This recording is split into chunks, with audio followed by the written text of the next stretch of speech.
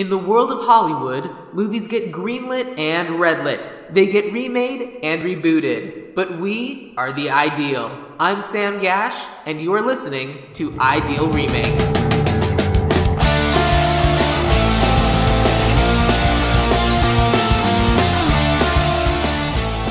We open the cover and turn to page 1. It's a romance novel called Romancing the Stone. And we're about to tear it apart. You are listening to Ideal Remake. Woo! All right, joining me today is Chuck Kovalik. The grammar, it's not important. It's very important. It sure are. And Alex Foster. Thank you for joining me today, guys. I really appreciate it. At some point, I will figure out how to do a proper intro for this podcast, but today is not that day.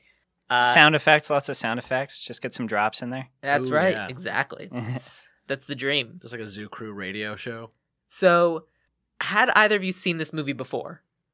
Not in its entirety. Really? I definitely watched this movie when I was a kid. My mom was a big fan. She read a lot of romance novels. Yeah. This was right up her alley. In fact, I noticed it on her shelf the last time I went out to visit her. Unrelated to the podcast. Blu-ray or DVD? Blu-ray. Come on.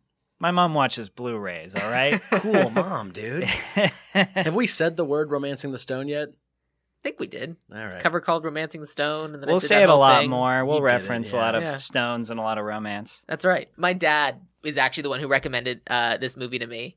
The reason that I first saw this movie is because I got it for free off the back of a cereal box. Okay. Which is completely true. Wait, like a Chex Quest style thing?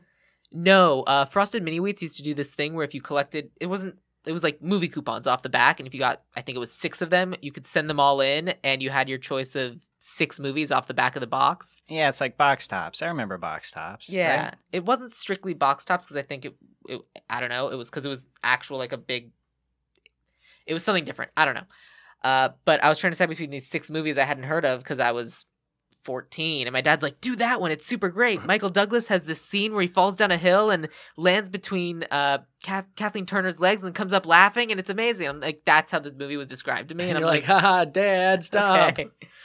It was well and truly awkward, but my dad's also the guy who's like, we should watch Stripes, Bill Murray movies are great, all of them, and sometimes he's right. Not enough of the times. Yeah, Stripes isn't a good movie. Anyway. So what were the other movies on this that were on the menu? I don't remember. Like Basic Instinct? Legitimately, maybe. I don't know. Just like very adult films of like None the of these 80s make and early sense. 90s? What were you eating? What cereal was this? Frosted Mini Wheats. That sounds right, actually. I guess, I guess Frosted Mini Wheats is designed for an older audience. I guess. But I remember I did the same thing again, and I remember I did not get whatever the movie I selected was. I don't remember what it was, but I do remember I got a DVD of the original cheaper by the dozen. Oof. Wait, not the Steve. There's an original? No, that's a remake. Yeah, the Steve Martin. There was one before that. The people were asking, what was that one? We don't need to talk about it. That's a different podcast. Well, here's the thing. I never watched it because I was so upset. Absolutely, you had every right. I would have burned the house down. Absolutely. And I instead donated it to a used bookstore. But all right, okay, we got Frosted it. Mini Wheats wins some and loses some is all I'm saying. Yeah, better without milk if you ask me. It's a little road snack. Absolutely not. I don't eat cereal. Sorry. Why? Categorically? What do you do for like morning food? Oatmeal? Oh, we're That's different cereal. people. That's hot cereal. Well, it's oats. So I That's guess mostly... All right, man. Agree to disagree. Yeah. I got a whole room of cereal eaters here. That's the right. Heat's turning up. That's right. All right, so what did you think of the movie? I mean, when you watched this movie with your mother as a kid, Alex, did you enjoy it? Wow, when you say it like that. I mean, I liked the movie growing up. It's not one of those ones where I'm like, oh boy, can't wait to go back and watch Romancing the Stone. I just remembered enjoying it at the time. I mean, I liked adventure movies. I was a huge Indiana Jones fan growing up. Now, obviously, when you get older, you realize that there's a much larger level to the movie than that. But Bill Murray, there's some striations there. Yeah. I definitely went back at it with a much more modern gaze, and I was having a lot more problems with it this time around. Yeah. Yeah. But, I mean, it's still enjoyable for what it is. It's just dated. That's all. Absolutely. I agree with that. It clunks. A little bit. It clunks, and it's so weird that this movie came out, a few years before Back to the Future? It was the movie Zemeckis did immediately before Back to the Future. Was he directing by phone or something? I feel like this is the movie that got him Back to the Future, because this movie at the Really? time was a big hit. That's the thing. It's still like Romancing the Stone. You hear about it. It's like one of those movies that You have to looms remember that large. adventure movies were just different back then. And I mean, Right. he built up to Back to the Future, and he had a lot of content for Back to the Future. And it's also possible that it was hard to shoot in like a Columbia. jungle. Yeah. Yeah, basically. This is fair. These are fair things. I watched this movie with a couple friends, and we kept going back and forth going, they're definitely in Colombia, but are they just... None of that rain seems fun. Are they just like, what are they doing to protect the camera? Yeah, there was definitely some lightning that was not planned lightning that you could see. Like when there was a boat coming up at one point at night towards like the climactic scene. And like, I don't think that was intentional lightning. Like there were people in danger. Ugh. I've definitely been on sets before where the entire camera is just wrapped in plastic. But, I mean, did they have plastic technology in the 80s? I mean, do we know this? Can we confirm it? We don't. They There is did no way have to confirm plastic it. in the 80s. I don't know how they used it in relation to cameras, Interesting. but plastic was a thing. I think they would dip it. They dipped the camera in plastic. Yeah, they didn't know what they were doing. So, the movie, as it was originally pitched to me, was that it was a parody of romance novels while also being a romance novel. Like a Shaun of the Dead. Right. But I think it's before, but it's a 80s era sense of parody. There's no self-awareness, yeah. Yeah. It's a very light critique at best. Right. I mean, basically, she just becomes that romance character over the course of the Mhm. movie. I mean, she's completely entranced by Michael Douglas by the end. hmm Didn't feel the chemistry I wanted from those two. Every time he talked, I said the word ants. Ants? Because he's an Ant-Man. And they have that scene where they're like drumming their hands, ants, with him and Paul Rudd. Ant-Man. Ants. Is that the new one or the old one? It was an I ad haven't campaign for the seen first Lost one, yet. and Okay. it's not in the movie. It was an ad campaign for it, but it's such a low-tech, weird thing. But like it's why are they doing this? Yeah, Michael Douglas is not exactly my ideal, like, a roguish scoundrel. But he did produce it, so he's writing the checks. that's he can the do thing. Oh, really? He Yeah. wants, yeah. Michael Douglas Oh, Productions. And Yeah, that's right. bankrolled this. Well, Like Steve Buscemi as the lead adventurer. You'd be like, Steve wrote some checks to get here. that's I remember- slippery slope into Steven Seagal territory. That's right. I remember they walk out and like, oh, well, these two are going to end up together. I'm like, no, they're not. She's definitely roughly his age. That's too old for him. That's right. Kathleen Turner, man. What's she up to lately? If I were a better podcast host, I'd have looked that up. I'm sure stuff. She's doing good. Great. I hope she is, and I hope that it turns out she's actually still alive. There were a lot of lingering shots of like her like bent over, like Yeah. having fallen over logs, or like her leg being like exposed a little. It- The lens felt like a very pervy lens on this movie. Oh, it was for a romance novel, it was very male gazy. Oh, Well, sure. the funny thing about it is, I was thinking about that because I noticed that as well. But in the first scene when they're in her romance novel, they do that lingering shot on a leg, and I'm like, okay, so maybe when you're watching this movie, you're supposed to be picturing like the dialogue or like the descriptions that go with it, because this is stuff that does Mhm. happen in romance novels. They luxuriate on people's bodies. It's, Yeah. Oh yeah. But when we got to the end of the movie, one of the people I was watching the movie was like, why are they holding on her leg that much? I was like, it's a reference back to the first scene. It's like, oh, I don't remember. I was like, okay, cool. Plus, Kathleen Turner didn't go to Zumba for all the months leading up to that shoot for him to not show it. Right. She worked hard. And then Caitlin, who we were also watching with, every time they did one of those shots, she would just say boobs every time, which was funny at the time, but doesn't really translate to a podcast medium, which is a shame. I translated for me. I'm enjoying it. I can imagine what it'd be like, because she's kind of like she's doing a parody of it while actually just doing it. But that's the thing, because it's a parody, and I think what makes it a parody of romance novels is the fact that there are jokes in it. Like, Danny DeVito's presence makes it a parody. Yeah. He's wanted not more. good at this. It kills me. I wanted more from him. Yeah. I was picturing like Frank Reynolds, but this was like so far before that Yeah.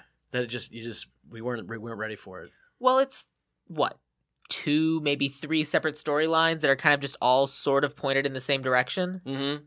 There's Joan Wilder's story. There's Joan Wilder's arc where it's like, I have to get this map to rescue my sister. And then there's the Danny DeVito arc of like, Ira, why are you staying there and I'm going here? And then there's a crazy dude who's like, I like killing people, but I never blink. Zolo. Ooh. Yeah, Zolo. That's a fun that'd be a fun movie. That's a fun casting experiment for It sure. just reminds me of Zoltar from I don't know why I think of that name. It just sounds like somebody who should predict my future and then turn me big. That's right. Someday. Now, what movies? Okay, so this is an adventure genre film. What other movies are in that genre? Other than Indiana Jones? Like Indiana Jones, yeah. I'm thinking like Princess Bride a little bit. Yeah, definitely Princess Bride. Because this was like that. It's like there wasn't anything too adventurous. Like he fell down a hill once. There was some light vine swinging. It's a treasure hunt. Yeah. It's a quintessential treasure hunt. But we don't even know what's at the end of the map. They don't even mention, like, we know that the map is what they're going for. But there's never a point where they're like, yeah, it's to this ruby, and here's the legend of this ruby, and we've got this emerald. Cool, thank you, this cool emerald, and here's like the chieftain that was like protecting it for hundreds of years until it ended up in this cave. Yeah, the only hint you have is the title. Yeah, and you're like, okay, when's the stone coming in? Yeah, when is this stone gonna start getting romance? Yeah, is that's it a what I was reference to thinking. Kathleen Turner's Rock Hard Calves? It could have been, but there was there's no confirmation. I mean, there's a possibility that Michael Douglas is supposed to be is he the stone? Is it an attempt to romance the stone, or I don't know. I don't think. I don't like the title very much. No, well, I mean, because the obvious joke would be like, well, it's called Romancing the Stone. Where are we going to cast the rock? Oh, I would love Jumanji to see him in here. 3. Yeah. The problem is like he just looks too capable as a person just Yeah. because of his size and sense of being able to handle things that you'd never just think he's in danger. Was Michael Douglas one of the ones who was up for Han Solo? Oh, was he? He may Was have he? been. I don't know. I wonder can if see this it. was like maybe it was Kurt Russell. There were a couple that were up for it. I'm like, maybe this is his like his Attempt to conciliation. Like, He's like, I this could've is as done close it. as I can get to Han Solo. Because Yeah. that's all I pictured was like this was supposed to be Han Solo. Yeah. In a Definitely. jungle, Yeah, catching birds. Yeah. Because he's a poacher, right? Like, that's how it sounded. he was collecting birds to sell them. He's like, yeah, I lost $40,000 worth of birds. If Selling he was a jungle birds for poacher, profit. then he would have been killing the birds. He had live birds in cages. So unless part of the deal Poachers was he don't had to necessarily deliver kill them, because poachers also get them for the purposes of exotic pets. he Yeah, was that's a pretty- definitely catching exotic birds. Yeah. Seems like a poacher might split that thin hair. Uh, Where do you work again, Alex? oh, I don't know. Shipping. I work in shipping, international shipping. Alex is backing out of the room. What's going to happen? Excuse me. I have a. He just dropped a phone bunch of call. colorful feathers. What's happening? And so it begins. Hey, you dropped your tusk. But that's the thing. Like, he's not a good guy. We have no, like, just the fact that it's the classic movie trope of proximity means love, right? Yeah. I mean, it sounds like the story of my middle school years. Well, the intention is to show you that the world is not exactly like a romance novel, but we yet- aren't won over. I wasn't ever won over by Michael Douglas's character. Like, it doesn't just take me like a nice dinner, a piece of jewelry, and a dance to like be like, oh yeah, I'm swooning over Michael Douglas now. I'm easy then. He was literally like they were having sex and he was betraying her like mid thrust. I'm like, how am I supposed to like this guy? That's Yeah. true. Yeah, ants. And plus, it couldn't have been very good if he's so like removed during the act that he's able to like reach into a like pouch. He's like, just from good the at bed. multitasking. I guess. I don't know. I just wanted more presence in the act of lovemaking from a Michael Douglas. Well, when Michael Douglas makes love to you, I'm sure he'll be far more present. Now better. Fucking better. What are we supposed to do with this? What would you say, other than, well, it's a romance novel, is the thesis of the movie? Like, what in the original movie do we need to hold on to? arc? This is the problem I have because I don't know that I would remake this movie. There are some core concepts that I like about it that could be played with. I like the idea of taking a romance novelist and tipping them on their head, but I don't know that an adventure into a jungle is the way I'd want to do it. Well, I've never read a romance novel, and that Does the isn't Bible likely. I haven't read that either. Fair. And I'm not likely to change that anytime soon, but my understanding is that it's meeting a dark stranger in an exotic location. Like, I feel like the location is almost more a part of it, because you're not going to be like, oh, I met this really handsome dude at CVS. He had a map. Anyway. Well, look at modern examples of romance novels, where romance novels have gone, especially popular romance novels. You're looking at teen paranormal romance, which is vampires and werewolves and things like that. And then you have 50 Shades of Grey. Right. Those are your two modern examples of hyper-popular romance novels. But at the same time, we still see on LA Casting and all those places where they're like looking for a hot shirtless man to be in a photograph for a romance novel. Those are still that's going on? That's still a thing. Hell yeah. I have a friend who was the lady in some of those pictures. Like, Really? they still do those photo shoots. They still make those books. That's awesome. Fabio is still legitimately a thing. Oh yeah. He's an awful, awful person. But other than that, it's okay that he got hit in the face with a bird. Like, on human terms, Fabio's a bad guy? Oh yeah, he's really right wing. Really? So he's like the Goggins instead of the Jesse. I knew that hair was too good to be true. Yeah. He's just covering all of his insanity. Yeah. Goggins was the villain in the beginning of in the fantasy sequence. Jesse was the hero that swooped in. Oh, I thought it was Good pull. Krogan. Thank you. It probably was. I may have spelled it wrong. Yeah, I mean, Walton IMDb Goggins. says. No, I have it right here. Grogan. That's I was what- right. No, that's what I said. Yeah. You said Goggins. Whatever, poacher.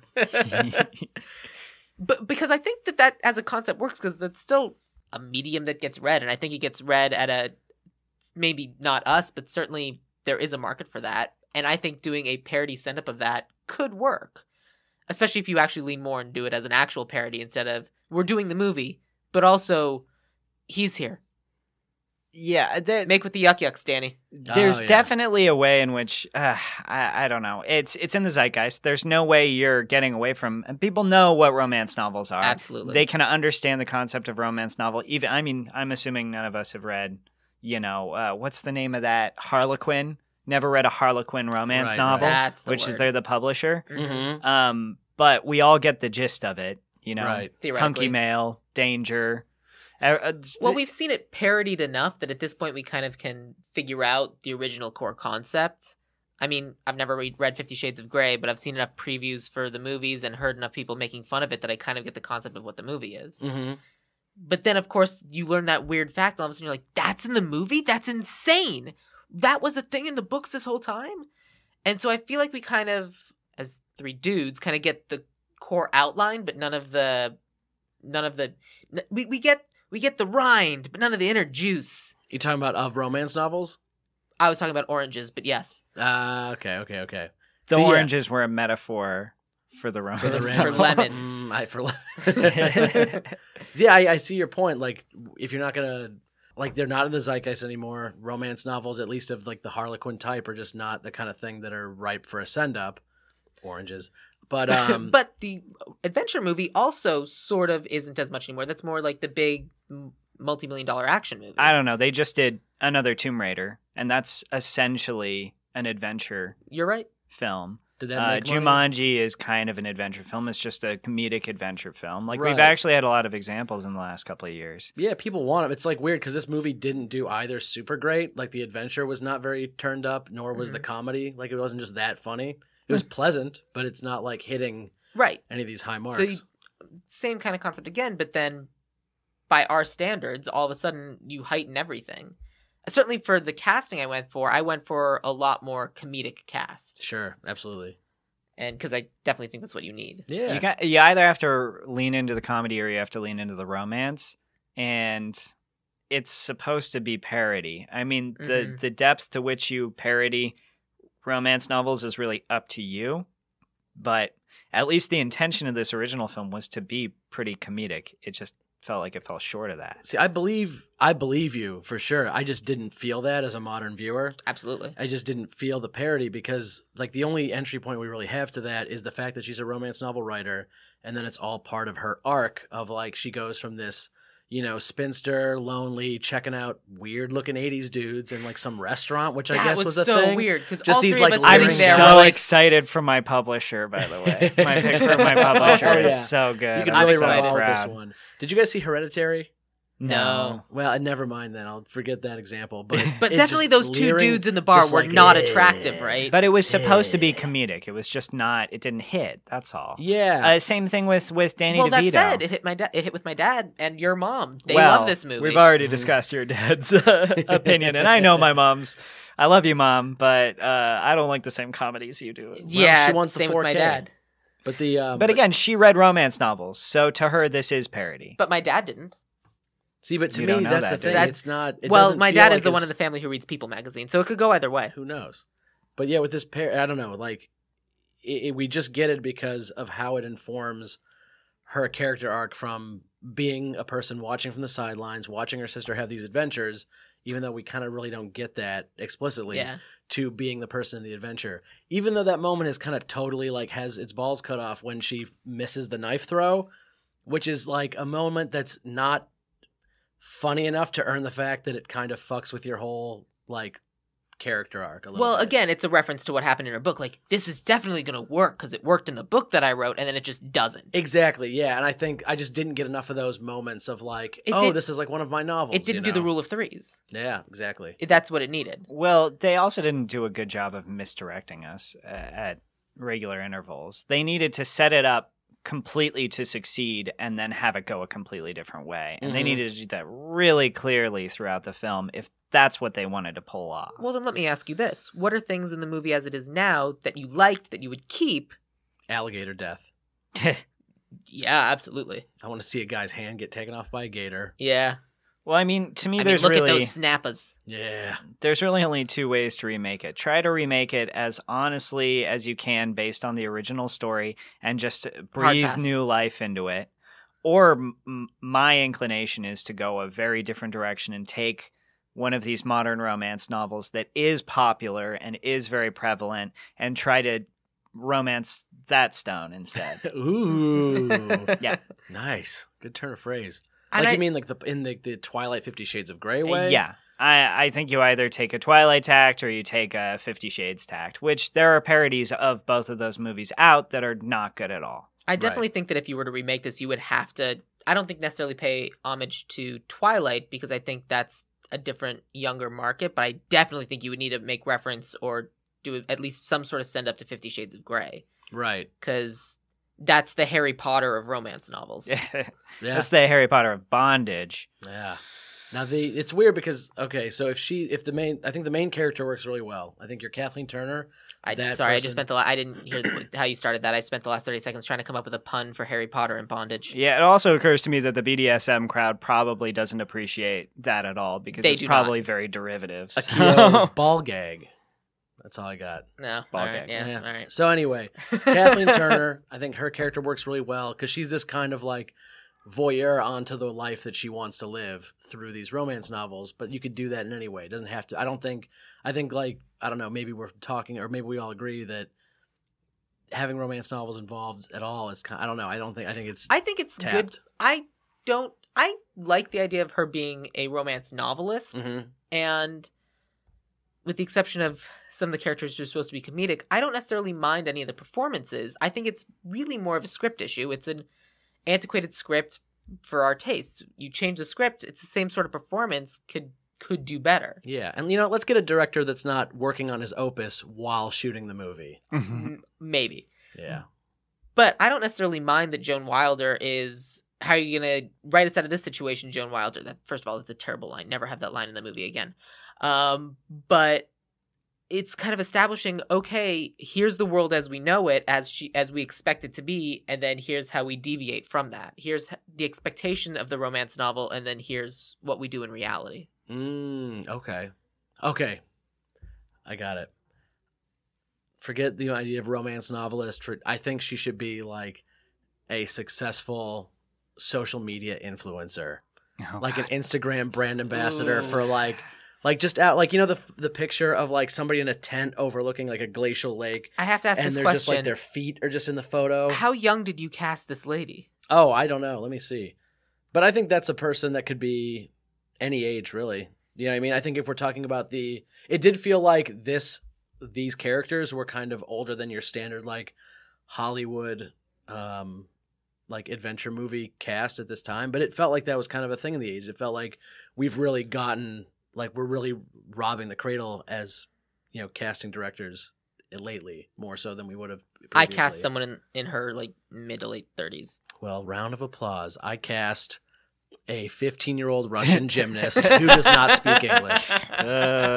I would actually keep the Kathleen Turner character as a romance novelist. I agree. Thrown into a jungle. I love that she's neurotic. I love that she doesn't want to be there. Mm-hmm. I love that she transforms over the course of the film, even if I didn't feel like it was smoothly executed. I think we know enough about romance novels that we will commit to that. I just think it can be done better. That's all. Yeah. Exactly. The idea of this fantasy life that she has created and is sort of sitting by. Like, I think that works super well. And yeah, I would love to see. I think that character is great. Let's keep that arc. Right. And there've been so many versions of these where it's like the killer hid the thing according to what happened. I mean, the whole concept of like the pilot of Castles, it's there's someone who's going around killing people based off of the kills that happen in Frank Castle's book. Not Frank Castle. Different name. Frank Castle's the Punisher. Yeah, what? Wait, what? What's Nathan Fillion's first name in the TV show Castle? Doesn't matter. Is it Castle-y? His last name's Castle. Castleton. Sure.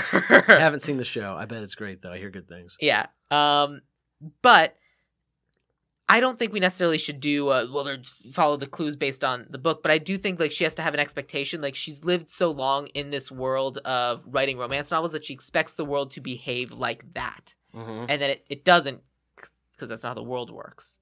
Like, when Kathleen Turner gets on the bus because she's like, you should get on this bus. It's going in the direction that you want. And she just does. And then, like, when Michael Douglas is making fun of her, like, did you check?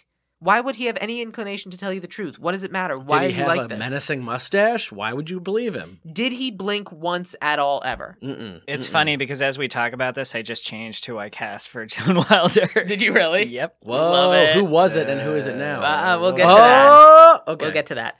Also, why is Zola wearing a full suit in the jungle? Seems like it'd be very uncomfortable. He's chief of police. It's not even crazy, linen. man. It's not even linen. It's a wild man. I know your body adjusts to the climate, but I just feel like... That's how insane he is. Good God. So crazy. I like my pick for him, too. Nice. But let's talk about what we would want to do for the story, because if we're doing an action adventure, how soon into the story do they need to start going after the stone? And should that actually be a part of it? Like, do we want there to be... I mean, we need kind of the impetus to get Joan to the rainforest, but when they actually start going after the treasure map, I feel like we should be doing more with the actual adventure of following the treasure. Goonies it up a little bit. Yeah, I hear that. I also think, to that point, we need to know what's at the other end of the treasure map. I don't think so. I think it's more interesting if we don't know. And then we have the misdirect of, it's a fucking ceramic rabbit. And then it's like, and I hated that she said, in my book, we hid the treasure inside the thing. I'm like, oh. And I just they just bring it back and then just someone drops it or something like, no! Oh. That would have been a much better reveal, honestly. They just smash it immediately. Yeah, it's like they have this reveal of, this is terrible. Well, it's definitely inside. Like, I think they need to be protecting it, saving, carrying that ceramic rabbit or something else, something super breakable, from place to place, trying desperately to keep it safe until finally at the very, very end, something happens and it shatters. And like, oh, no, there's a big-ass emerald in there. Let's just take that. We just need the emeralds. Just like a Harry Potter prophecy. Or the Phoenix. Yeah. Harry Potter reference. See, anyway. I don't know. I want the emerald front and center from the beginning. It has to be like what we're going for. Michael Douglas has to give a shit about it. Or the Michael Douglas character has to like be invested in it somehow. I think he can't just completely stumble into this story unawares. I think he has to kind of be a treasure hunter in his own right, not just some poacher. Yeah. And do you go to the wilds of Colombia to treasure hunt? Colombia's as good a place as any. Costa Rica's big. I mean, a lot of my actors are Colombian, so we need to stay in Colombia. Is it just Shakira? Is it like an Eddie Murphy? She is doing the soundtrack. Oh, hell yeah. I found at least one Colombian actor in here. I didn't even Google who was from where. Oh, I definitely did. Yeah. It's going to be great. But I do think that we need to have more of an adventure. Like, oh, we randomly found this tree that's on the map. I think that should be much more of the story. Mm-hmm. Yeah, I'd agree with that. I'd agree that the adventure was really sidelined, considering it's supposed to be an adventure film with romance elements and comedy. Yeah, The adventure is the romance. I mean, you a have lot to of serve things. 3 masters, but that's what I think the movie needs to be. It needs to be the adventure, the romance, and the comedy. Yeah. I mean, It's the adventure romance, and then you make jokes along the way. Yeah, I mean, this movie was shooting for Princess Bride territory, but just didn't get there. Honestly, yeah. I mean, that's the comparison. Yeah, and you can do that, People have hit those 3 tones and factored, I think, pretty well in other movies. If Michael Douglas isn't going to be a poacher, what should he be? If you think he's in another adventure, an adventure seeker. He could be an eco tour guide. He could be a person who builds schools in rural communities. Not really, no. I think, we need just some kind of... Say that thing about builds schools again? He builds schools in rural communities. Swoon. Exactly. No, but I think he can be roguish, which means he can be some kind of tour guide or adventure. Like, think Tom Hiddleston in Kong Skull Island. He's kind of this guy who has been there, or like Rick O'Connell in The Mummy. Yeah. Rick O'Connell's actually a good example. That is a good example. Yeah, somebody who takes advantage of travelers for money. Yeah, and and the screen chemistry between him and Wise, like, come on. Yeah, actually, that's a really good example of an adventure movie that kind of does these things. Yeah, The Mummy is fucking awesome, and so is The Ride. Yeah, Rachel Wise. Right? Yeah.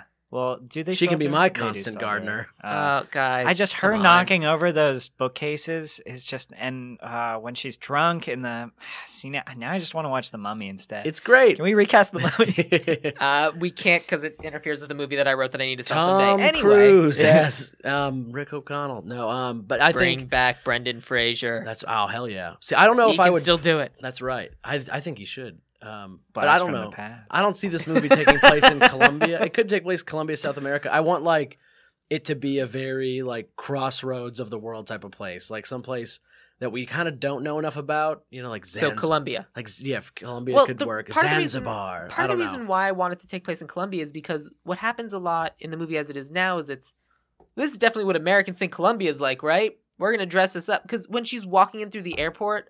And it's just loose goats. Loose goats, a pig, a chicken. There are just a couple of dudes fighting. Yeah. I'm like, okay, cool. So this is what Americans think Colombia is. Right. And I feel like in the background of all of this, Colombia is gorgeous. And we have almost no travel porn. Yeah. Like there's no gorgeous shots of like establishing, look at these damn trees. Look at this. Look at this majesty. This untouched majesty. Oh yeah. So you actually want Colombia to be real Colombia, not romance novel Colombia, 100%. essentially. Yeah, that's part of the gimmick of being like, well, this is what you expect, this is what you actually get. Yeah, I want her to come in with like American preconceived notions of, so it's Colombia, right? Where are all the drug guys? I mean, we can tell you, but mostly not as prevalent as you think. Actually, one of my favorite bits that they never pull off in that is how everybody speaks English. Yeah. They're just like, oh, you speak English? That's nice. I'm just like, yeah, that would probably happen a lot. That happens a lot everywhere. Mm-hmm. Anywhere where there's tourists, yeah. Yeah. But then she immediately goes somewhere where there aren't tourists. Right. And so the language could become a barrier, or you have like, or maybe you don't run into people. But not gonna lie, I really liked the drug kingpin just randomly Deus Ex Machina loving Joan Wilder's work. Yeah. No, that was one of the favorite bits. When El Guapo showed up, that guy has charisma for days. Yeah, Juan? I think it's Juan. I wrote it down. It is Juan. Juan, it's AC something. You're looking Alfonso Arau. Yeah. Yeah, Arau. that's the actor. Like that scene, like basically as soon as from start to finish, that town is the best part of this movie, I think. Because that's the true comedy of the movie. Yeah. Like it's subverting expectations right and left. It's this big, we have to be careful. All right. We go to this drug dealer. Okay. He loves your books. Oh my God, that's great. It's all good. They said I have a car. I don't have a car. I have a mule. Little Peppy. That's right. Yeah, Yeah. the Jeep. And then we open like the amazing, beautiful courtyard with like the TV and the treadmill and the weight bench and yeah. Do you have a copier? I do. I mean, it's broken, but I have one. Yeah. But that also could be a running theme. Like the Michael Douglas character could be trying to make I'm going to help you until I can get to a photocopier, get a copy of the map of my own, and then I'm out of here. That's right. Yeah. You know, in modern times, he'd have a phone. He'd take a picture of it. He'd be set. I mean, that's a whole you have to work out, but that's why. Yeah, it's like, how do you get phones out of the mix? That's like the modern movie play. Yeah. So you just say no service, but that doesn't fix the camera problem. And I don't necessarily have a problem with him taking a picture of it. And for whatever reason, it's like she his battery died. Oh no, his battery died again. Oh, or they slide down the hill and the phone gets drenched, and he's like, "Do you have any rice?" Yeah. No. Yeah. No, she would say that, actually. It's the equivalent of I lost a button. Right. Her, like, searching around. Yeah. I mean, basically, yeah.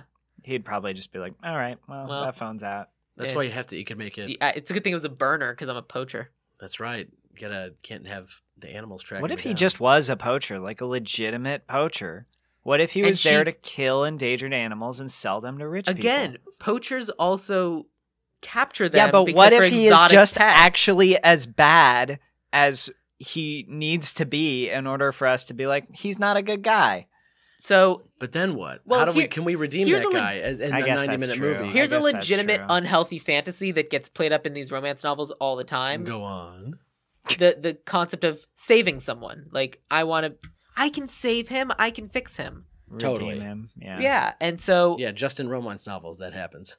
Right, but that's what the unhealthy thing that gets promoted. Totally. And that honestly would be a good idea of something to kind of like, I can save him, I can fix him, and then he just doesn't. He just like bails and he's like, no, I'm a piece of shit. All right, see you later. Later, I'm not going to show up in New York with a boat on a major New York street, which definitely makes sense.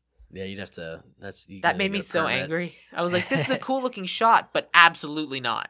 Yeah, they should have just flown away like in Greece. Or just, left the boat at the port. There's no reason for the boat to be there at her doorstep. It solves nothing. Yeah, it's kind of impractical. And this is a legitimate question. How much do you think emeralds like that are worth? I couldn't even begin to guess. That's why you have to fill up the legend, because it's priceless, because it's tied to this legend. That size of emerald has to be worth multiple millions of dollars. It would, but it was already a cut emerald. Like, they don't come out of the ground looking like that. Yeah, exactly. Because how much was the king? The blood diamond? How much was the blood diamond worth? Oh, if I'm remembering the movie correctly, which I'm not, $1 billion.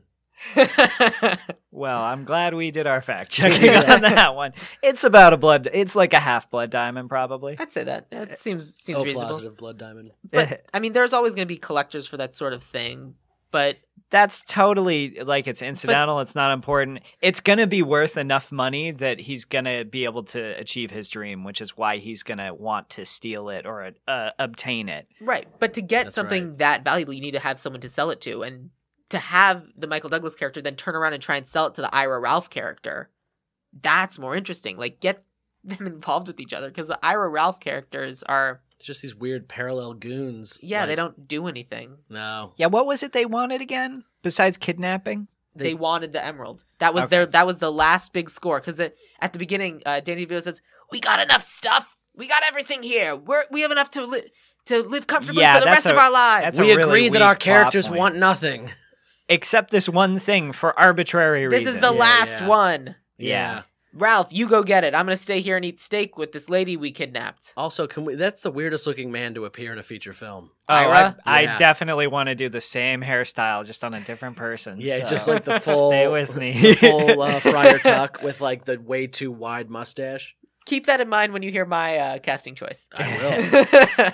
I agree. You have to loop these guys in. They have to be the fence. They have to be the middleman. And I think that's more interesting. Like, I think Michael Douglas should be working for them. Ooh, agreed. Yeah. Until finally then they find out that Michael Douglas is flipping on them, and that's why Ralph has to go out and track them down and get him back in and pick up whatever it is. Like, they should know each other. Mm-hmm. Well, they're presumably trying several methods of obtaining this. Absolutely. They've probably hired every lunatic they can, possibly, the head of police or whatever as well. Let's meet those lunatics. I feel like Zolo should be his own, because he's the big bad. Right? I would have fun with other bounty hunters in the Colombian let's see those guys. jungles as well. We should those should be the mini bosses along the way to dealing with the larger bosses. Yep, like they've got a hit out on them. Like, you remember in Muppet Treasure Island when you just meet the whole cast or the whole crew? I think there's a song.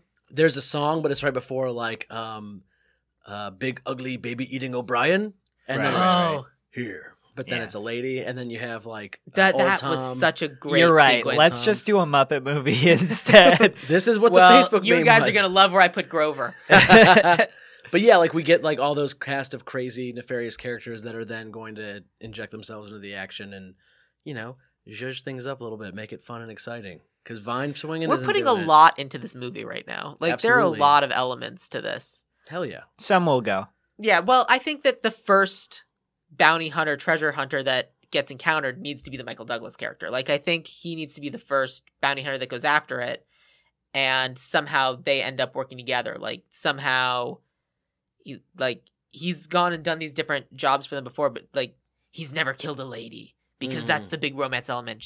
Like, he's a bad guy, but he's still a gentleman. So wait, he's a murderer in this one. Uh-huh. Whoa. Or a fixer. Okay. He's a project. Yeah, He only kills bad people. Okay? exactly. That's That fine. that can It's that can be what it fine. is. It's fine. We I've smoothed killed it before, over. but only bad guys. yeah. Yeah, Ooh. legitimately, that could be it. Okay. Literally, a group of bad guys come after them in the city with Juan, and then the drug dealers guys just take them out because, like, no, I love you. You're this amazing author. Yeah. I like it. See, I'm trying to figure out where Michael Douglas's character goes in this. I think Well, it has to be, if it's a romance novel, it has to be a redemption arc for him. Okay. Well, you think so? Because in the fantasy, it's like Jesse's this white knight. He's this archetypical like knight in shining armor figure. Yeah, but then this is a parody of that. Like, he shows up and he's not. Right. So that's her ideal. Like, oh, no one's Jesse. No one's this perfect guy. But then she meets someone. I mean, look at this guy. And it's the other romance theme of a fixer-upper. Okay. And then it turns out, and then at the end we can kind of subvert that and go, so how much money for this again? Yeah. Okay. So things it seemed like they were trying to set up in the movie that just didn't get executed. His introduction is at the top of a hill, like whistling. If she had had a momentary glimpse of him and he had looked exactly like Jesse, and then we discover Isn't that how that he's Jesse's no introduced? good. Jesse shows up back at the top of a hill, yeah, but like Shooting at a Michael person Douglas for is it. just like jauntily getting shot at. Like, It's not the same. Zolo at shoots all. him, his water jug bursts a leak. So you need to have like Jokes. almost a shot for shot similarity, and then we have to have that moment where like, oh, her knight in shining armor is here, and then he's immediately the worst person ever. Absolutely. Or So like that's his what you pants are down the whole shootout because like maybe he was trying to take a shit in the jungle and like that's how he got caught when he heard like the commotion going on. Like let's get some tarnish on this white knight. Just a little bit of shit right there. Exactly. All right. Different senses of humor. Different senses of humor. You don't need to see the poop, guys. Just It'd poop be jokes. a very highbrow. poop Tasteful. joke. You just, Very you just want tasteful Michael shit. Douglas Daffy ducking it up?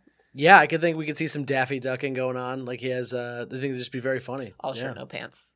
That's the, Oh, okay. yeah, just Daffy Duck. Just A like I'm lot of- sorry, I heard. just I heard Porky all the Pigging it. commotion," A lot and of then animals pulls up his pants. don't wear clothes. Very few The do. majority of them. Yeah, you'd know that. But not as many when of them when you wear a poach them. shirt. I'm sorry, I said Daffy Duck. Donald Duck. Donald That's what I Duck. meant. Oh, that's why I was thrown Yeah, off. I said the wrong duck.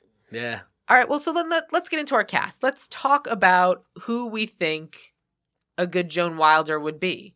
Like, who is the lady to carry that off? Because it does need to be someone who's a strong comedian, Right. but who can also kind of like fulfill these tropes of the genre. Who can be like kind of bedraggled and kind of not quite keeping it together, but still being fun and having a sense of humor the whole time. Yeah. I'll give you. For some reason, I think it was just especially in the beginning. I thought Rosamund Pike, but I don't get any comedy from her. I don't think she's gonna pull the comedy. I'm going to be Wagon. looking up names because I'm terrible at remembering actors' Rosamund names. Pike is from Gone Girl. She was in Jack Reacher, the first one. Yeah, I don't get very much of a comedic vibe from her. I definitely So think few she would comedic pull vibes. off the romance novelist in a heartbeat. Yeah, Absolutely. but not quite the comedic stuff you need. Oh, Right. I The just dry comedy of it. exactly. I think the person that I just thought of that might be even better than the other frontrunner I had. So Sandra Bullock might be my current frontrunner. Oh, interesting. I thought Jennifer Lawrence. She might be a little too young, but I think she has like the fun and the, kind of being able to be. I think Jennifer clumsy Lawrence with a plum. has a similar essence, but I think that there's too much. She's too capable. She's way too capable. I was gonna say I wasn't gonna say too capable. I was gonna say our expectations of her are too high. Yeah. Like we don't quite see her Which as I this, guess like, is too down and She's out capable. gonna loser. pick up a bow and like Yeah, like rule the she's been jungle. the action hero before. Who's the woman who plays got Rose, not McGowan, Rose. She's the British comedian who's in like Spy and Neighbors. Oh, And, I know who you're talking about. And she's also in X-Men, and Yeah. I don't know her name off the top of my head. She actually would be good. Let's get her name. Yeah. Let's get her name for the record, and then What was she in? She was in Neighbors. Is it Rose Byrne? Rose Byrne? Yeah. Yeah, All right. because she is so Oh, yeah. funny, but she also has this poise about her, but she can go, very lowbrow. Let's hear who Alex had. Okay, I went a very different direction. My choice that I came up with while we were going, Jack Lemmon. where I'm leaning very heavily into the comedic aspect, but Who did you have? Who'd you throw away? I still like them, but Who'd my you throw top in the choice. trash, and you just hate them so much, and you think they're garbage people. Initially, my top choice was Amy Adams. Interesting. I adore Amy Adams. That's not a bad choice. Yeah, but she's too drama for me. lately. Lately, Okay. but Have you seen Leap Year? have you seen? It's a rom-com. No. She basically have you is. seen Catch Me If You Can? Yes. Amy Oh Adams. my gosh, Amy Adams. She's braces in Catch Me If You Now, Can. what about her Enchanted, doppelganger, Rachel like, McAdams? Oh no. More classic comedian choice. It is, but the romance novel aspect of Rachel McAdams is already too high because she's the Notebook. Fair. Amy Adams has tons of range, which is one of the reasons why I love her, and I think she could pull it off. But actually, Okay. the pick I came up with once we started talking about comedy was I switched back to Kristen Wiig. Kristen Wiig's not a bad Oh. choice. She kind of she smirks to the camera a bit too Yeah, often. she's a little like I too can see her slapsticky for me. character bleed through, but that might help this film a lot. It depends. My choice for Joan Wilder is Gillian Jacobs Interesting. Okay.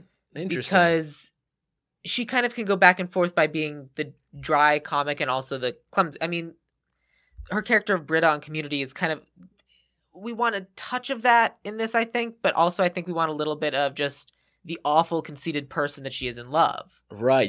She's really good at playing that character that you're like, oh, fuck you. Yeah, which is kind of why I wanted that, while also she's, as a comedian, she's also very self-aware, and then her character in Don't Think Twice also can fully bring the drama, the commitment, and the feelings. Okay. There's something about Gillian Jacobs. I adore her, by the way, and I love all the stuff she does. Is it She not has kind of a Gillian? hard edge to her.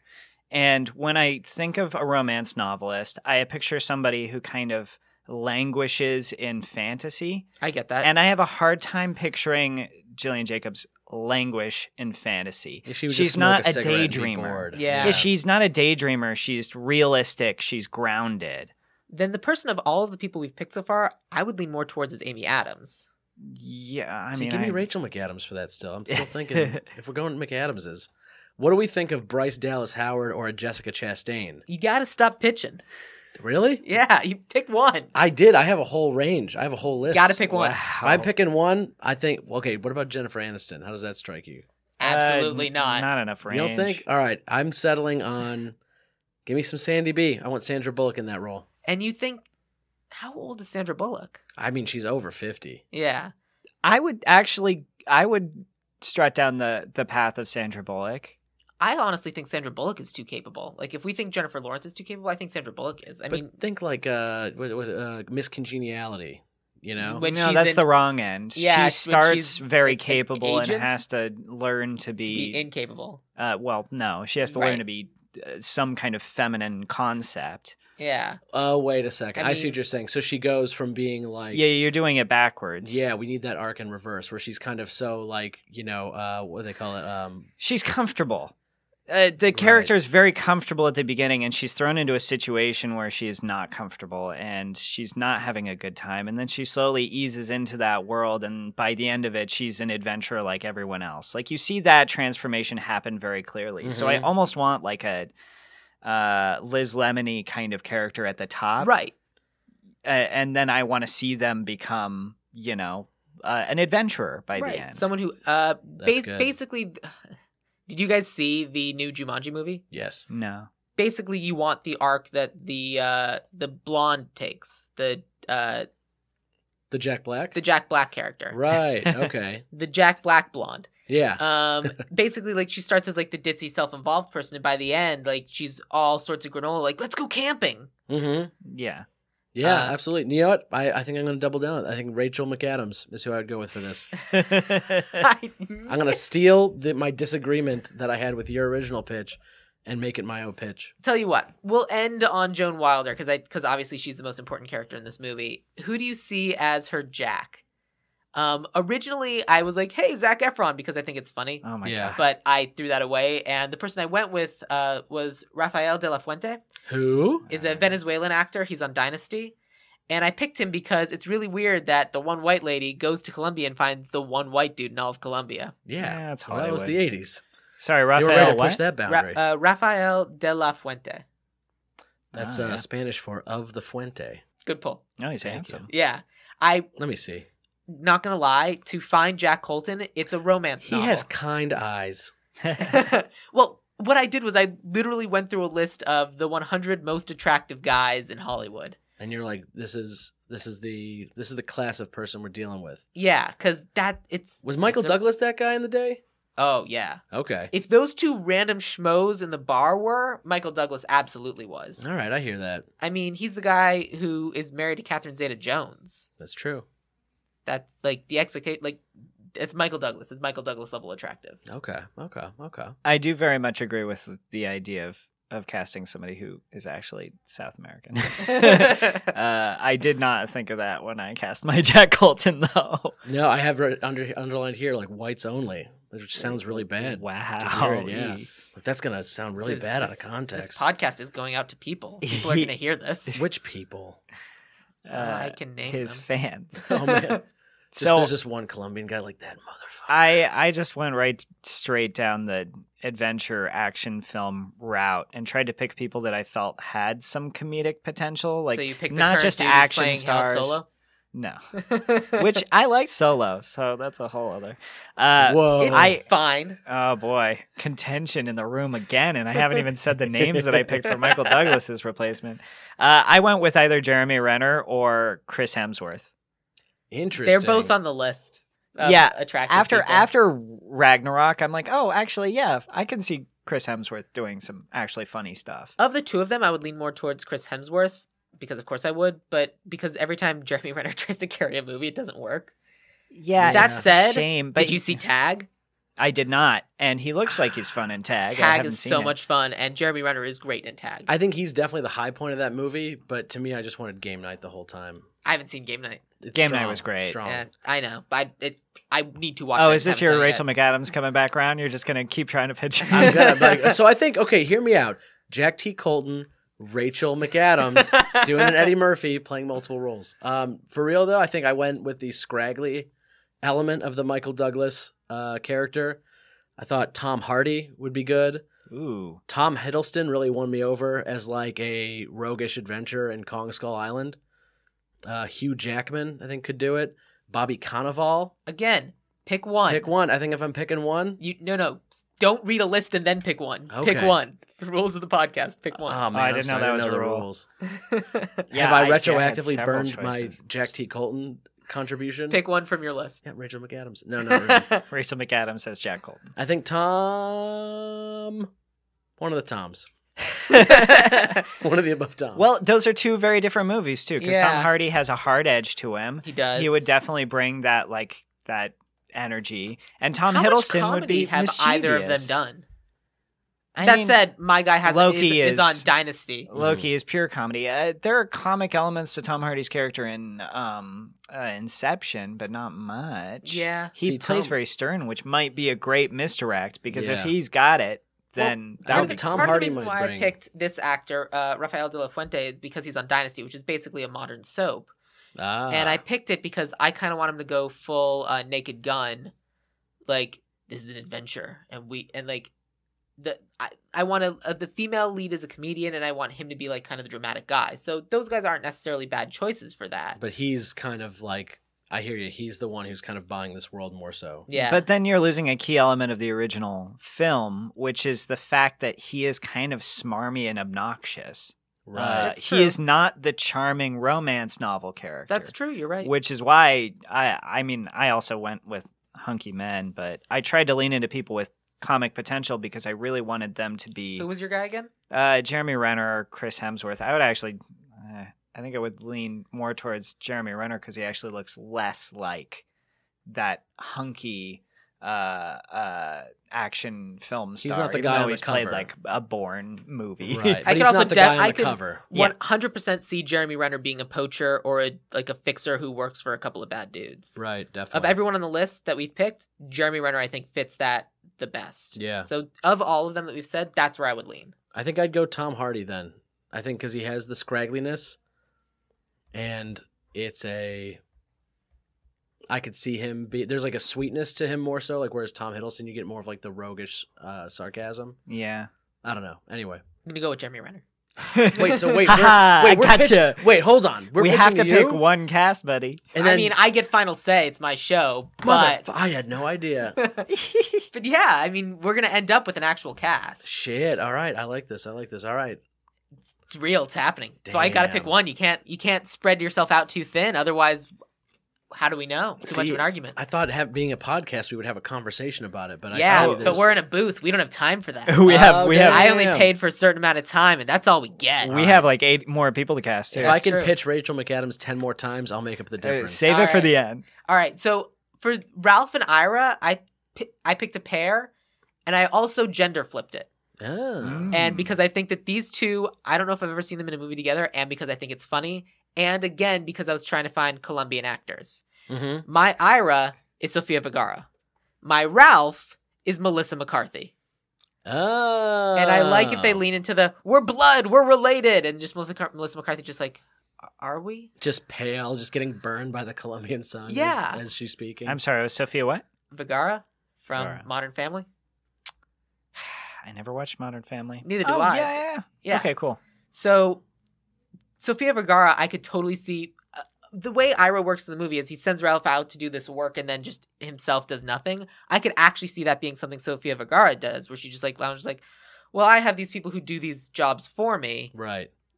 but I'm also the boss. Like people don't fuck with me. Do you see her being more drug lordy or more like executive-y? If that makes sense. More executive-y because I think Okay. I've got because the drug lord we have. Like she's not in linen with palm fronds getting No, blown on her. Okay. She's more like she's the nexus of a network of operatives. Got it. Nice. And so those two together, I think, is more fun to talk about because I feel like that it needs to be a good comedic pair, the two of them. And I feel like matching those two, they're both good comedians. They both have done amazing comedic work, and they're both very funny in just about everything they've ever done, depending on casting and whatever. Yeah. But or writing and whatever. But that's why I think it should be like those two. I think would work well together. Have you seen the more recent Melissa McCarthy movies? I have. They are fascinating failures. They are, but I think it's because it's they're victims to her own success. So you have something like Spy, Mm-hmm. which is brilliant. Like So good. Spy is amazing, and I think and then you also have something like Saint Vincent, where she just came off doing like Identity Thief or something, which is terrible. Right. But those are the movies where they're relying on Melissa McCarthy to be funny. They bought this script and the script isn't good enough, so they're relying on her being silly and funny. And then you have a script like Spy or St. Vincent where they tell her, don't improvise, just do it as written. And then for those sorts of things, she's generally very, very good. Okay. And so I think as long as you've got a strong script, she's great. And if you're not depending on her to save the script, because she won't. Yeah, and especially if you shouldn't hire her husband to direct. I don't know who her husband is. I don't know. Yeah, really. He's the guy that she seduces in on the plane in Bridesmaids. Cool. He's like directed. He's directed all of the last few movies. I didn't know that. Yeah, it Huh. felt I like didn't know kind that of either. she was throwing him a bone a little bit. you know? I want to hear your choices. Yeah. Oh yeah, for Ralph Ira and Ira. Because Ira. you love your Ira pick. I love my Ira pick. I want to steal your Ralph pick, so I hope you have a good one. Oh, Because hell I didn't yeah. cross cast. So I did. The only person I saw playing Ralph is Charlie Day. Okay, I Yeah. like that. That's much better than my Ralph. And then as far as Ira goes, I won't tell you who's on my list, but I'll tell you who I arrived at. Walton Goggins Jr. Jr.? Walton Goggins Jr. Or maybe it's just Walton Goggins. Anyway, I'm thinking Clifton Collins Jr. Yeah, Walton Goggins. He was in Ant-Man and the Wasp. Oh yeah. He was I know in Hateful who he Eight. is. Yeah, he was in Vice Principals. Yeah, he's just great. He's got this like very comedic but very like I've used him in other slimy episodes. things. Oh, nice. Like, one of the things I notice is that, especially as people come in, they're like, here's a great idea, and it's the same person that's been recommended in every single episode that I've previously done. You're like, hey, asshole, we've done these before, all right? There's nothing new under the sun. Yeah, I worked really hard not to cast some of the people you talked about in some of the other ones. My picks are for Ira, I went with Rob Corddry. Oh, See that? That's a good similar call. hairline. Yeah. I want him to have that yeah. mustache. I don't see why Sofia Whatever Vergara can't have that. chops. Yeah, I don't see either. And then I didn't like my pick for Ralph, so I'd rather go with who was your pick again? Charlie Day. Charlie Day, but I had Michael Cera just because Interesting. I want Ralph to be somebody who does not belong in a jungle. Just like, And I kind of want to like. My other option was to find somebody a little like schlubby, like sweating the whole time, but Like Yeah. Melissa I McCarthy. kind of like well, again, she plays a lot of very put together characters, and even when she's not put together, she's strangely put together. But I could see slotting her into like a former Danny DeVito role pretty easily. Mhm. So yeah, I see her mean, as being very together in an office setting, and then you take her out of that office, and all of a sudden she fails. yeah. Well, her arc in Spy is kind of this movie. Essentially, This movie's arc, you know? yeah. I do imagine Michael Cera with that dumb little pencil mustache, though, which kind yeah. of like helps me get there with this character. I but see it. I don't hate I it. still really like Charlie Day because Well, thank you. I feel like Charlie Day, if you can like rein him in for like the first 2 or 3 beats of him failing in the jungle, Yeah. then when he finally loses it, you get full Charlie Day, which is scary. which and is beautiful. why you watch 10 seasons of It's Always Sunny in Philadelphia. You watch it for that, like, what's it, that steroid freak out that he has with D? Yeah. Anyway. So there's a lot of good ones on the table here. I think for this, I would urge us more towards Melissa McCarthy, Sofia Vergara, just because as the movie stands right now, there are 3 women, and 2 of them aren't in the movie. Really, Oh, right, it's the right. sister and the agent. Right. And I feel like if you're making this for a modern audience, They're going to want more ladies in there. and I think that this is a place where you could have them. There's definitely a point at which I would either want to cast women in these 2 roles, or I would want the chief of police to be a woman, just because it's a very The chief of police would be a good one. masculine I don't 80s have anyone one. I for don't that, either. but I mean, I have a good actor for Zolo the Butcher. Yeah, I would lean into Sophia and Melissa McCarthy. I'd back that horse. All right. So who do you have for Juan? I have Bobby Cannavale. I think he's got. Remind me who Bonnie slickness. Cannavale is, because I recognize the name, but all of a sudden I don't have a facial image. He was in The Station Agent and Ant-Man and the Wasp. He played the stepfather. Oh, he's good. I like Yeah. him. Yeah. That actually is Bobby Cannavale is a good choice for this. Yeah, he has like that fun like golden retriever kind of energy that Yeah. Juan has. Who Yeah, I did you think- have for one?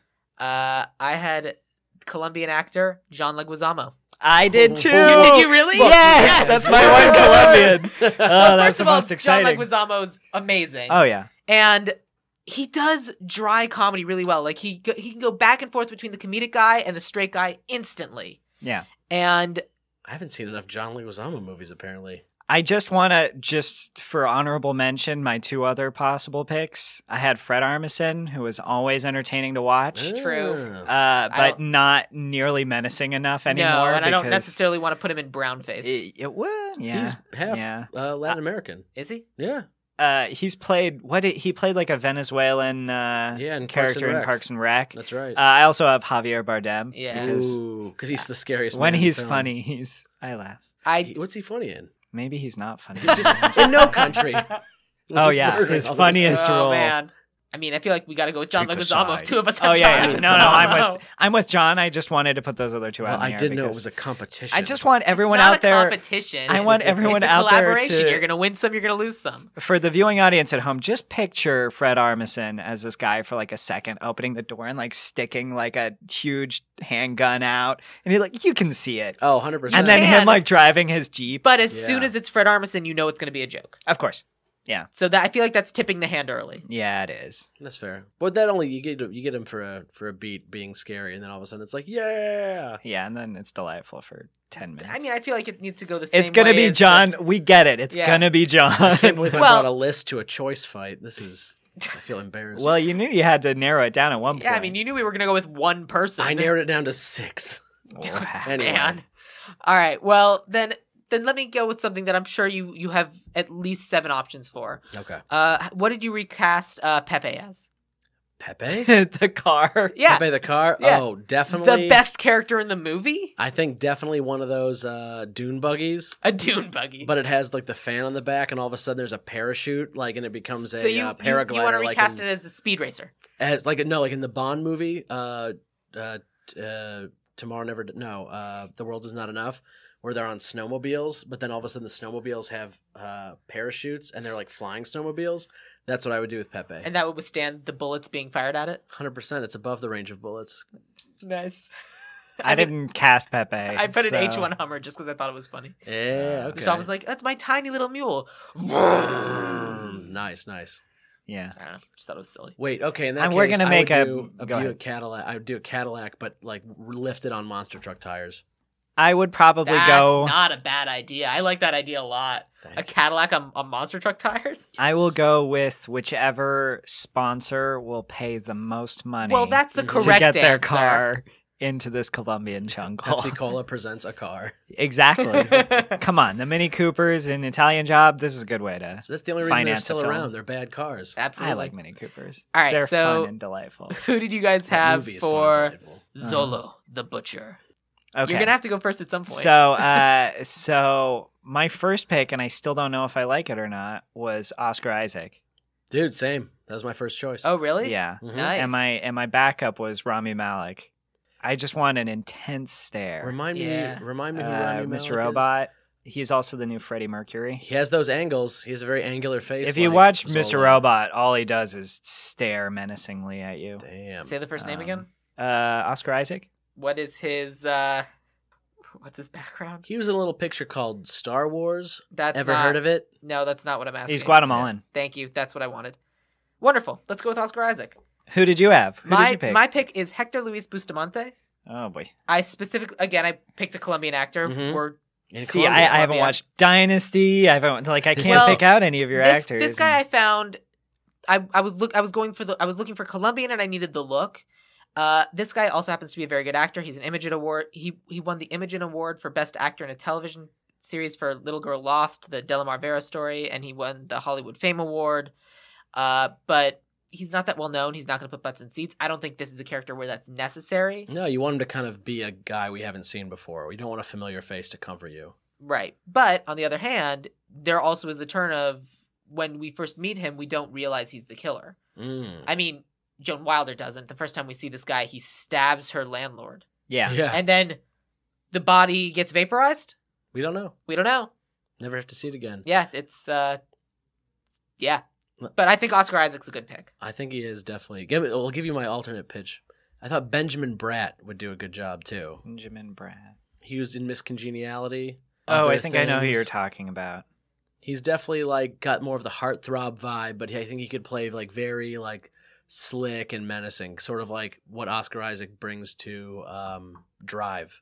Kind of like has, you know, a smile on, but there's something underneath it. I could kind of see him bringing that. Yeah, I mean, if you both hadn't already agreed on Oscar Isaac, I'd have I've considered already it. agreed on Well, Oscar if it's a Isaac. competition, then yes. Though Oscar Isaac if It wins. I was had both seen of your Hector, picks. if I had seen Hector, I would probably lean more into that, just because I don't know that I would want a really well-known actor in that role. Mm-hmm. I don't know why. I mean, partly because I don't want it to be obvious that this is going to be the big bad. Yeah. Though I would also probably give him some like. Would you agents. be okay seeing a crocodile bite off Oscar Isaac's hand? Oh, Absolutely. it should be like my short stories. All right, cool. Then let's do that. Hell yeah. I'll go through my pick for Gloria the Agent first. Good, because mine's going to win, so That's save it for last. that's why I'm having you go last. The way Gloria is cast as she is now, she's sort of the 80s version of like I'm the romance novelist agent, and that's not really the stereotypical pick for who that sort of character would be today. So my pick for Gloria the Agent is Titus Burgess. Oh, from the Kimmy Schmidt. Yeah, Unbreakable Kimmy Schmidt. Interesting. I like it. Because can read the book, can get behind the romance. I think that would be super fun. Can get into the comedy. Yeah, he could definitely be like that, ear in her or voice in her ear about like the romance aspect. Like, girl, get out there. What are you doing? I haven't watched Unbreakable Kimmy Schmidt, but I could get behind this. All right. Especially because it's a nice twist from the original, like, 80s publisher, because that is kind of a tired character archetype. But what'd you pick? Well, I leaned into the archetype. I thought Judy Greer would be a good choice. I have her for something else, actually. Oh, really? Yeah. Who else? I have her for the sister. Oh. Because she's got that adventure. We'll come to that. And then who's the redheaded comedian, gay icon? She's like a lot of these like sassy friend characters. Life on the Deep. Kathy Griffin? Kathy Griffin I thought would be good as the agent. But then I think Jessica Walter. I think Jessica Walter's my choice. Ooh, Jessica Walter. I adore Jessica Walter. I mean, I love Jessica Walter. She's had it too rough for too long. My pick was Allison Janney, hands down. Oh, damn. No competition. Yeah. All right. Allison Janney lights up a room. She would dance circles around this role. I see it. She has the comedian and the drama chops. Yeah, she's great. I've cast her a bunch of times in lots of movies on this show. But have you ever cast Jessica Walter in anything? Yes. Damn it. Well, who'd you cast her? I know we've used her for something, but I've done a bunch of these things. I don't necessarily have all the cast lists memorized, but we've definitely cast Jessica Walters because she's amazing. She's so high status. I love her, but I wouldn't want that high status a character as the publisher, I think. My first choice, or initially my first thought was Christina Hendricks. Because I'm like, I don't see her in enough stuff. I don't either. But like, I think she would have this like very polished, but like sort of mature guiding figure role. Anyway. It would surprise me. I would be interested. Mm-hmm. I think Allison Janney is a good pick. Great pick. It's the best pick. He like put a star next to it because he knew. And a heart. Because I love Allison Janney, if you're listening. But what was Allison? Chuck, you said a lot of names. There was one that you had that I really liked, and I don't remember who it was. I'll read them all to you. Jessica Walter, Judy Greer, Christina Hendricks, and Kathy Griffin. Nope, it's gone. My passion for it has subsided. Faded. Oh well. Jessica Walters is the closest because I think you have someone who's so high status, who's kind of like saying, who's kind of controlling Joan Wilder's life, and this is kind of the first time that she's gone against what her agent tells her to do. Like, no, I have to go save my sister. Yeah. And I think that I think it would. I mean, Titus Burgess, Jessica Walters, and Allison Janney. I mean, I think those are our top three. Mm-hmm. But they're also very, very different. Well, Jessica Walters and Allison Janney could certainly play similar characters, especially you take Allison Janney's character in I, Tonya. Right. I haven't seen I, Tonya. I'm just thinking of her. Just let her go. She plays like great moms and stuff. I'm picturing she was in 10 Things I Hate About You as the guidance counselor, and she's just aloof and to the point. God. Yeah, I would put Allison Janney in here 1,000 times. Would you be okay with that, Chuck? Because I'm at peace with it. I think it's a great choice. All right, Allison Janney. Provided you don't mind that she also plays the Michael Douglas role that I asked for. I think everybody here gets the Eddie Murphy treatment. So I think the only character that I have left is Elaine, the sister, who isn't really in much of the movie, but I think she should be in more. Interesting. I said I take her out. Oh, you said take her out entirely? So then what gets Joan Wilder here? If you don't have the sister, what's the inciting incident? What's your Maltese Falcon? Well, I guess the stone is the Maltese Falcon, but I think the sister rather than the sister's husband is the one murdered. So she has to go figure out like what's going on. Yeah. And at the same time we have this romantic figure of the sister that is the person that our main character wanted to be or was living the life that this woman was only writing about. And so the sister basically put the map and the instructions in a language that Joan Wilder would understand.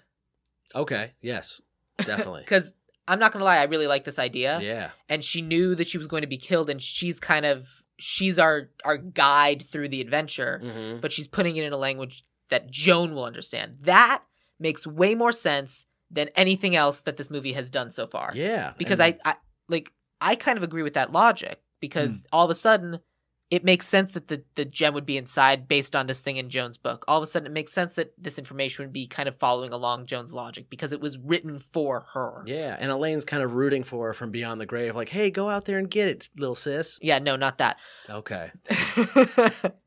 I like the character. I like having the character in there. I just think they should use her better. I mean, they didn't really use her very well in the film.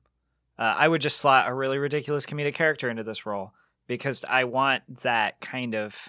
I want to meet the adventure sister, the one who went and did all of the things that her sister wrote about instead of the other way around. But I also want her to be a complete mess, which is why I picked either Judy Greer or Kristen Wiig. Oh. My sister was Tommy Sager. Who? Tammy Sager. She's also in Don't Think Twice. Is she Colombian? No. You just Pass. cast that entire film in your movies. I cast 2 people. Sorry, what was the name again? Tammy Sager. TamiSagagher. Who does she play in Don't Think Twice?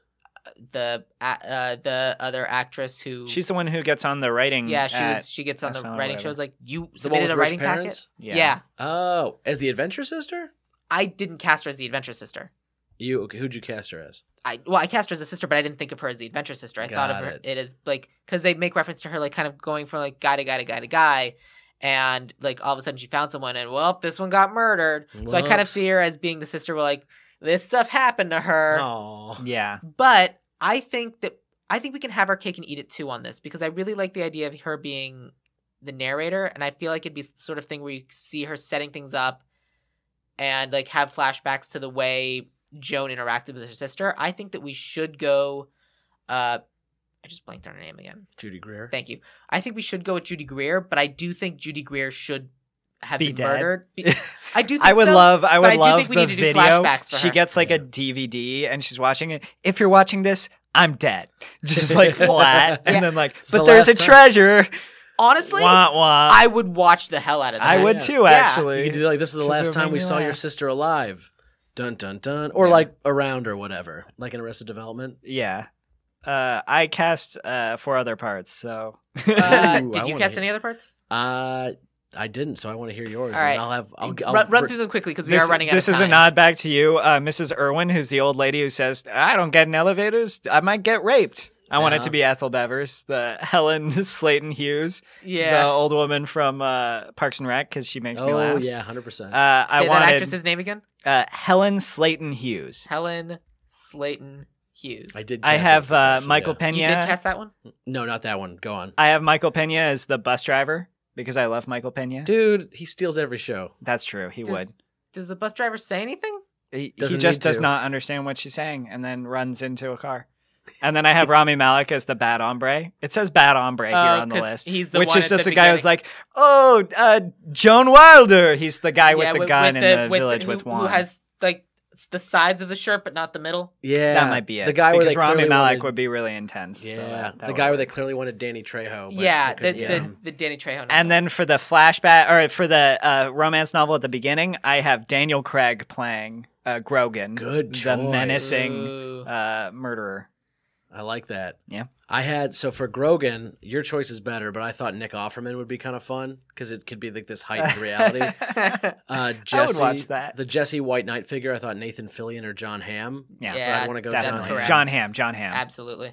And then Angelina, I think their instinct when they shot it was great with like not showing her face. Like she has to be like kind of an every woman, so we don't want to see who it is because it's supposed to be the reader. Yeah. Yeah, sorta. I mean, it's also very male gazy. Like, well, we're gonna see her entire body, but not her face. I can see why you'd say that. I think that moment is about this fantasy that the writer is sort of describing, right? And so like she is that. Well, she person, doesn't so we even don't say want- dialogue Yeah. in the vision. So I get the everyman, but also I get the. I think it's more important to not see Jesse's face. Yeah, I think that's true. I think we need to see her because we're connecting to her. But I think Jesse needs to be this mysterious figure that we idolize and have this like unachievable perfection in our brain. Yeah, just I'm backlit. surprised they don't Yeah. just use Kathleen Turner in that. That I was I surprised, just too. assumed they would have used Kathleen Turner for that character. Because So they're it like, doesn't "Hey, matter. here's your soaking wet shirt, Kathleen," and she's like, "Fuck you." Basically. And then soundtrack by Shakira. Naturally. Because the weird synth 80s music does not work. Oh, but I loved it, but you're right. But you need a Colombian to do things, and yeah, Shakira's Colombian. Hey, whenever, wherever. I love Shakira. So again, we're running out of time. I'd say we probably have maybe 10 minutes left because we started a little bit late. That's plenty of time. But we have to talk about writer. Based on all of our actors that we've picked, our Joan Wilder, it's gonna have to be Rachel McAdams. Yes! Fuck yeah! Yeah, I'll go with it. Yeah. I can't take credit for it because I got there from leapfrogging off of your Amy Adams. I'd be interested to see Rachel McAdams and Jeremy Renner play across from each other. I think it would be interesting fun. because I wanted to lean into your expectation of what a Rachel McAdams romance movie would be, and then subverting that because she is if there is a quintessential romance movie in existence, Rachel McAdams is in it. And so I'd like to see her take that essence of like this expectation of her character and then just not doing that. Yeah. That's what interests me more about it. Well, can I tell you what my audition for that role would look like? You can if that story takes 1 minute. It's 1 minute. It's less than 1 minute. Here's what would happen. All I want to see is the main characters. I want to see from this audition them like struggling with something heavy, noticing the main guy, and then having a tendril of hair fall into their face that they then have to like blow up out of their face. But that's the entire audition? That's the audition. I want them to be able to nail that emotional that's definitely wavelength. been used in lots of TV shows and movies. 100%. And I think they need to be able to nail that wavelength, and if they can, then it's theirs. I think Rachel would do it. All right, so let's talk about writer and let's talk about director. I have a writer and I have a director. I didn't do a writer-director, although my writer could potentially be a writer-director. It's not important. Aaron Sorkin. Absolutely not. It's a walk and talk. Because this movie is a romance novel and because the first movie has some of the problems of it being particularly male gazy, I would suggest both a woman as a writer and a woman as director. And I think that for something like this, especially since it's speaking a language that none of us certainly speak, I do think that's important. But that said, who did you guys have? Well, you should just say yours, because then you're going to beat us at it with your very well-informed and good-hearted choice. Did you pick Aaron Sorkin? I did not anymore. delete. Yeah. My first instinct was to go with Edgar Wright and Simon Pegg as writer-director. Interesting. Because I've seen them do incredible comedy with action genres and upset my expectations. But on the drive over here, I came to a similar realization where I went, oh my gosh, I would much rather have a woman director for this than a male director, just because I was thinking about Baby Driver, which was my, I was trying to look for situations in which they had leaned into romance, and I was one of the coming characters up in that disappointed. movie is literally named Darling. Yeah. And the other one is, I'm like your mom. And one of the most frustrating things about that movie is that the romance doesn't hit. So and the car chases weren't even good. I sacrifice. You take that back. I'm scribbling out my writer-directors. Who did you write? He wrote Edgar Wright and Simon Pegg. Oh, okay. I thought there were others. So that was it. You disavowed those choices. I was trying to find somebody I liked on the way. I came up with Leslie Headland, who had directed Sleeping with Other People, which was a rom-com I liked. That was relatively subversive to typical rom-coms, but I don't know that I want a rom-com director for a rom-com like this. I didn't see Sleeping with Other People. Maybe I'll have to watch that Jason tonight. Sudeikis and Alison Brie. It's on Netflix. I did see it's that. supposed to be very good. Yeah. I enjoyed it. It's surprising. Chuck, who did you have? I thought Jordan Vogt Roberts as writer-director would be good. He did Kong Skull Island. I think that movie is such like a fun adventure It's not story, a bad idea. and it is very comedic because he's hilarious. Like his movie Kings of Summer is just one of my favorite movies. He did Big Hero 6? Oh, he did? Did he really? I don't know. I don't like co-writing. Big Hero 6. Well, it's a I Disney loved movie, it. so it might have gotten retooled a bit before. I like Disney movies. I didn't like that one. Oh, I love Big Hero 6 personally, but have you guys seen Incredibles 2? Because it's amazing. didn't like it. I liked it. Not as good as much as the first. Not as good as much as I stand by it. Yeah, you're not wrong. Live that dream. All right. But Jordan Vogt Roberts, or then, you know what? If we're going to go female writer / director, I got to give it to Greta Gerwig. I think she. I considered her. I considered her because I feel like in terms of tone, I actually do think that's a good pick. Mm-hmm. I don't think she can write action because that isn't something that. What makes Lady Bird so amazing is that it's kind of a perfect essence of that time of her life, Mm-hmm. and it's translated from brain to page to script to film brilliantly. In terms of the essence of this movie, just like understanding that aspect of that person's life and kind of where they are when they move from kind of the dreamer to the realist, I think is important. And I do think Greta Gerwig's a good choice for tone, but I don't think she can cover action as much. I think if you get a seasoned DP in there who's got a lot of things in mind for these sequences, she can allow that to go to him as far as like those things. But I think so much what's so important about the action scenes, and I think any movie, is the character moments. And I think she would nail that, like, in the midst of all that stuff. Maybe. Hard to say. Hey, Greta, if you're out there, Yeah. think on it. Yeah, tell us. Give us a call. Consider our remake. At Ideal Remake. Can we take this in a way different direction? Who's the woman that directed You Were Never Really Here? I don't know. She's like my favorite movie this year so far, and I can't remember her name right now. But yeah, I that did would be not see it. a horrifying remake. The woman that I picked for writer is named Susanna Fogel. Her big movie right now is The Spy Who Dumped Me. Oh, is that good? I want to see that. It's supposed to be very good. Okay. And it's an action movie. It's a comedy. It's about a woman who's in the process of discovering who she is, both in relation to and as separate from this male figure. And I feel like that's important. And just kind of like looking back over her other filmography and the fact that she's also a novelist and like she's written books and she kind of understands like the novelist thing. And so that's why I thought she'd be an interesting writer. And then for director, I picked Elizabeth Banks. Has she directed? She directed Pitch Perfect or Pitch Perfect 2. Oh, I don't watch those, but I know people like them. I picked her because I wanted something fun. Like I wanted someone, and there are very few people who I think kind of are able to capture the essence of fun as much as Elizabeth Banks.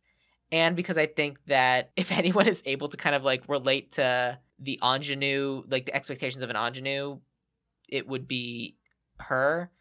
And because I think that because she's an actress, she's this whole movie, especially because it's a comedy, it's a romance, it's a character piece as much as it is an action setup. And she's used to directing things with high choreography because that's what the Pitch Perfect movies and everything were. Right. And so that's what action sequences are. They're just highly well choreographed scenes. And so that's why I picked those two in particular. Did you know that in 2019 she's going to be in a new Charlie's Angels? Or she's directing the new Charlie's Angels? Really? Oh. So I think Hollywood is... you have your finger on Hollywood's pulse, you might my be friend. on the pulse there, but Because because Charlie's Angels is definitely up that avenue. Yeah, I gotta watch absolutely. the original again. Yeah, the first one was really good. Yeah. I didn't care for the second one. My understanding is that the second one has a really intimidating sequence where the bad guy's just nonstop walking towards them, and that's a good sequence. But beyond that, it's not that great a movie. Yeah. Okay. Weird. Yeah. It's funny. Yeah, Elizabeth Banks. I definitely see her. She definitely knows her way around like the expectations and stuff. I see her. She always gets like the cool girl role foisted on her more than the ingenue. But I think that it's like those translate super well of just having to be this like. Yeah, whatever this romance novelist character figure is. Yeah. So let's go through who we've got.